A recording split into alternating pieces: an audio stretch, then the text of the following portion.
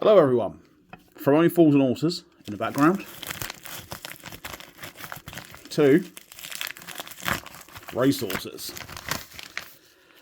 I've got my first card from Sideline series. Found him probably a year and a half, 2 years ago.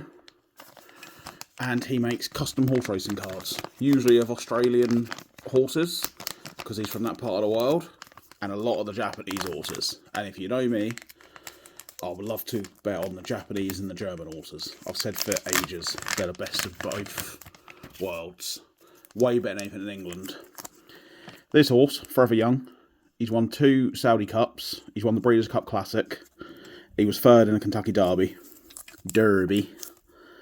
And I now have a Forever Young card. Now, I'll always prefer the Japanese grass horses, Equinox, Deep Impact, or Fevro, my personal favourite, Gentle Donna. They've dominated grass racing for 2 decades now, in my opinion. They were underrated for so long, but now they win at all the big international meetings. It won't be long till there's a Japanese Derby winner in the UK. We've had one bred by a Japanese horse. But what this horse has done for dirt racing in Japan, to come third in the Kentucky Derby and then win the Breeders' Cup Classic, was phenomenal. And I just had to get one of these cards. So it's my first card from Sideline series. I missed the Equinoxes. Still a massive regret. I was going to buy his older cards, Seabiscuit, stuff like that. My kid loved Roaring Lion. He's got a signed one by Oisin Murphy, but as much as my kid loved that horse, it's not a superstar. I've told him on Twitter, I've told him on Instagram, if you start doing English horses and English jump horses, Christ, I'd spend so much. But these are always low numbered, they sell out, and especially in Japan for the Japanese horses, there are quite good resales and stuff. Horse racing will never get its full set. I've just had a Futerra set that had Red Rum and Secretariat in. God, it's my dream for Tops to do a worldwide horse racing set, but it's never going to happen. So, Sideline series is the pinnacle right now. It's just a shame that there's not enough British horses. But maybe one day he'll get a big contract.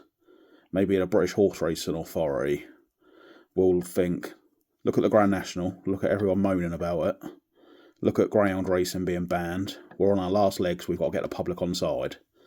And if they could get this bloke to make, I don't know, 4 cards per pack, 10 packs per box, include grates, include pieces of the hair from the mane, include bits of the bridle, stick a bloody horseshoe in there. They do football boots in the football cards, jockey silks, autographs. We could get the public on side. Imagine Constitution Hill cards, Quarto Star cards, Denman cards, Frankel cards. The potential's there, but the BHA are useless. But super happy with this. One towards the horse racing collection. I'd like to get a Kai Ying Rising card, but I'm skint right now. That's coming next week. And God, if he ever auctioned off one of these Equinox cards, I know I'm too poor to afford it, but I'd have to put a bid in. But just wanted to show Sideline series and horse racing cards. If you know me, if you know my Instagram page, you know I'll fuck with the horses. See you later, and goodbye.